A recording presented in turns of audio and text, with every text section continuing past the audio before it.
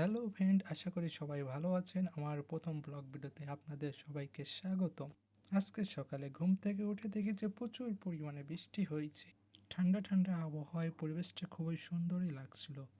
এটা হচ্ছে আমাদের বাড়ির পাশের বাজারের রাস্তা। এখান দিয়ে আমরা প্রত্যেক দিন বাজারে যাতায়াত করে। এটা পুকুরের ওই পাশে ওইটা ইছামতি নদী আমাদের, এটা আমাদের ঐতিহ্য ফুলবাড়িয়া গ্রামের।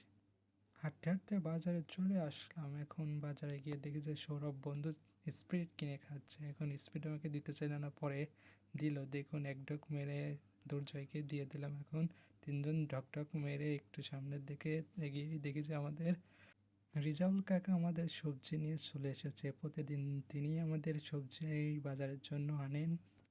দেখি যে আজকে স্কুল খোলা, শনিবারের দিনও হয়তো কয়েকদিনের জন্য স্কুলটা খোলা রাখছে। এটা আমাদের স্কুল মাঠ, এখানে আমরা প্রত্যেক দিন খেলাধুলা করি।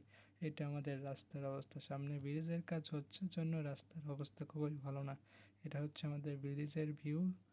এটা অনেক দিনই হয়েছে কাজ চলতেছে, কিন্তু এখনও শেষ হয়নি। মোটামুটি উপরের কাজ শেষ। যাই হোক বন্ধুরা, এটাই আমার ফার্স্ট ভিডিও ছিল। এটা প্রথম প্রথম ভয়েস দিতেই অনেক সমস্যার সম্মুখীন হয়েছিলাম, সেটা বড় বিষয় না।